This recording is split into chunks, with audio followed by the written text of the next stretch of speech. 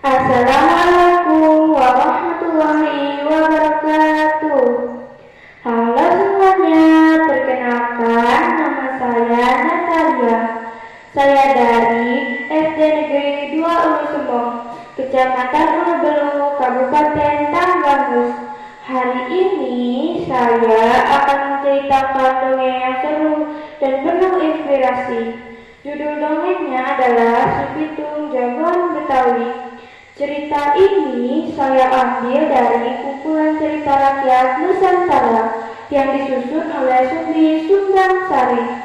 Cerita ini menceritakan tentang cinta tanah air dan bagaimana seseorang berjuang membela tanah airnya. Yuk dengarkan ceritanya dan ambil pesan moralnya. Si Pitung adalah pemuda yang soleh dan berakhlak tinggi dari Rawabelong. Selain mempelajari ilmu agama, Pitung juga mempelajari ilmu bela diri dengan gurunya yang bernama Haji Naibin. Semakin hari, kemampuan ilmu agama maupun silatnya semakin bertambah. Dengan itu, si Pitung pun menjadi pendekar yang gagah, berani, berakhlak tinggi, dan selalu membela kaum yang lemah. Saat itu, Belanda masih menjajah Indonesia. Para company, sebutan untuk orang-orang Belanda, bertindak sewenang-wenangnya. Para toke, pemilik toko, pabrik, dan lainnya hidup mewah bergelimangan harta. Sedangkan rakyat biasa hidup miskin dan kelaparan. Para company, toke, dan tuan tanah hidup di atas penderitaan rakyat dengan cara memeras rakyat miskin. Para company dan toke kaya itu memeras rakyat miskin dengan teganya mereka. Pemilik rumah, ladang, semua itu dijaga oleh para centeng yang galak dan kejam. Melihat rakyat yang tidak dipedulikan dan keadilan yang tidak ditegakkan, hati Pitung tergugah. Ia bersama dengan teman-temannya yang bernama Rais Ganji merencanakan untuk merampok harta benda milik para company, tauke, dan tuan tanah yang kaya raya itu. Setelah itu, hasilnya mereka bagikan kepada orang miskin dan orang yang membutuhkan. Kepada keluarga yang miskin, mereka berikan sepikul beras. Kepada keluarga yang membutuhkan, mereka berikan santunan. Dan kepada anak yatim piatu, mereka berikan baju dan hadiah lainnya. Para penduduk sangat berterima kasih atas apa yang telah Pitung dan teman-temannya lakukan. Namun sayangnya, apa yang mereka lakukan semakin membuat para pembesar itu marah. Para pembesar yang marah itu bertekad untuk membunuhnya. Pitung dan teman-temannya sudah tidak bisa didiamkan lagi. Cepat tangkap mereka, hidup atau mati, ucap salah seorang tuan tanah. Iya, benar itu. Tapi bagaimana cara ingin menangkap mereka? Centengku yang andal saja tidak mampu melawan mereka, ucap seorang tuan tanah. Iya, benar itu. Bagaimana cara ingin melawan mereka?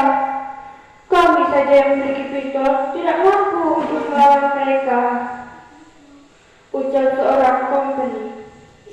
Para pembesar-pembesar yang sudah marah dengan keberadaan Pitung dan teman-temannya bertekad untuk membunuh Pitung dan teman-temannya. Namun, Pitung susah untuk ditemukan. Para penduduk yang merasa berhutang budi pada Pitung juga melindunginya. Pitung juga memiliki ilmu kebal terhadap senjata apapun. Para pembesar-pembesar itu tidak kehabisan akal untuk menangkap Pitung. Para pembesar itu mengambil jalan kekerasan. Mereka mengancam akan membunuh semua penduduk yang telah Pitung tolong.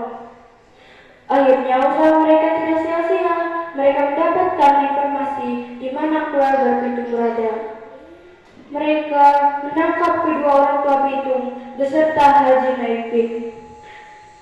Orang tua Pitung dicambuk berulang-ulang kali sampai mereka pingsan. Hei, cepat katakan di mana anak kalian Pitung?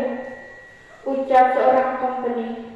Kami tidak akan mengatakan di mana Pitung berada, ucap kedua orang tua Pitung. Apa susahnya kalian memberitahu di mana Pitung berada? Paling tidak kalian beritahulah apa kelemahan si Pitung ini, ucap seorang company. Kami tidak akan memberitahu apa kelemahan Pitung, ucap kedua orang tua Pitung. Cepatlah kalian beritahu. Kalau kalian beritahu kami akan bebaskan kalian, bahkan akan memberikan kalian hadiah bila perlu. Tapi jika kalian tetap bungkam, kalian akan mati dengan siksaan dan ancaman yang begitu pedih, ucap seorang company. Akhirnya, usaha yang mereka lakukan membuahkan hasil. Mereka mendapatkan informasi tentang di mana Pitung berada. Tapi, ada informasi yang lebih berharga daripada itu. Mereka mengetahui apa kelemahan si Pitung ini. Setelah si Pitung ditemukan, mereka menangkap si Pitung beserta teman-temannya. Cepat tangkap si Pitung. Aku sudah tidak sabar ingin melihat mereka mati. Sudah cukup banyak kita dirugikannya. Enak saja dia ingin mencuri harta kita, ucap seorang tuan tanah. Akhirnya, tangkapan dan sergapan para tentara company menangkap Pitung dan teman-temannya. Pitung dan teman-temannya mencoba untuk melawan, tetapi apalah daya, mereka mengetahui apa kelemahan si Pitung. Si Pitung dilempari dengan telur busuk. Setelah itu, dihujani dengan hujan peluru dari para tentara company. Akhirnya, Pitung dan teman-temannya menghembuskan nafas terakhirnya di tangan para company. Walaupun Pitung sudah tiada, tapi jasanya tetap dikenang oleh seluruh penduduk, bahkan seluruh masyarakat Betawi, sebagai pendekar yang gagah berani beralam tinggi melawan penjajah. Itulah cerita si Pitung jagoan Betawi. Semoga dapat menginspirasi kita semua. Saya akhiri. Terima kasih. Wassalamualaikum warahmatullahi wabarakatuh.